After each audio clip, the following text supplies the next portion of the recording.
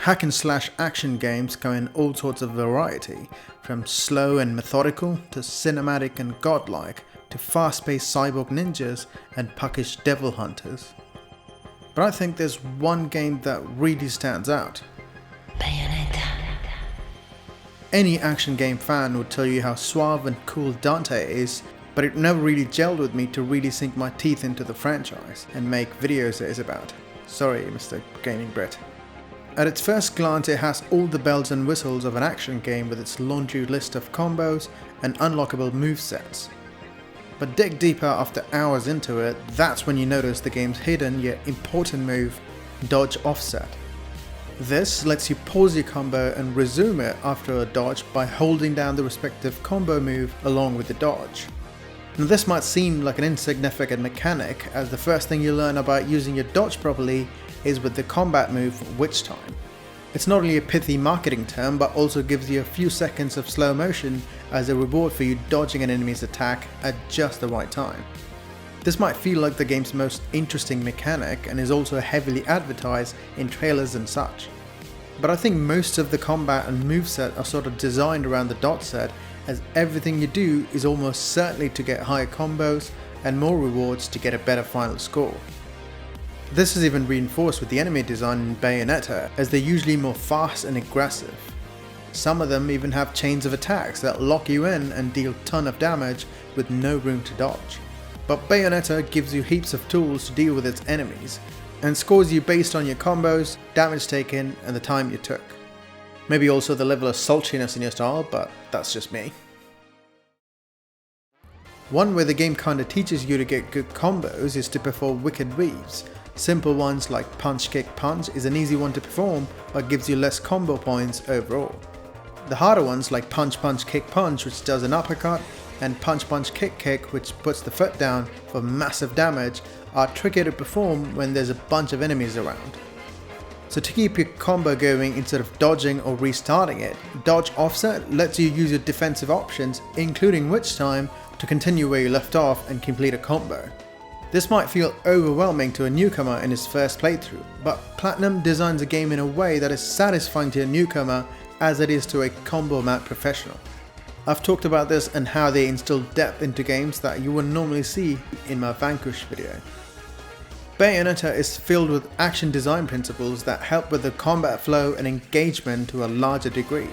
Take the camera for example. Every time you lock onto an enemy, it frames with a 2D perspective, which gives a clear view of the combat arena and the baddies around you. While most action games struggle to give you that consistent view that enhances the combat rhythm. It also tweaks familiar mechanics we've seen in other games, like the taunt from Devil May Cry, which normally adds to the combo meter for style points, but in Bayonetta it makes the baddies more aggressive, which makes the game even more fast-paced and reactionary, but also rewards you with a higher combo points if you pull off the complex moves. So in Chapter 6 Verse 8, you escort a little girl and you face off against Fearless and Fairness. These are two dog-like creatures with a beak for their heads. Fearless possesses a wide variety of attacks. It can pounce on you, launch its tail, and can fire a sweeping beam of lightning from its mouth. While Fairness can launch a Hadouken-style ball of lava, a mouth-grabbing attack that does massive damage, a stun attack, and along with a charge attack.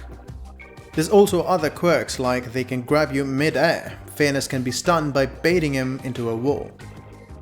These attack patterns and tight dodge windows along with the health bar for the little girl add complexity to this fight, as you'd have to carefully navigate and not take damage, but also track and dodge attacks from both of them whilst maintaining a combo and dealing damage. Sure, you might get a stone or silver ward the first time around, but with a dodge offset and different weapon combos, you just might get that platinum. So the game essentially wants you to play better to get better movesets and weapons or accessories, and all this ties into the core mechanic of keeping a combo with your dodge offset.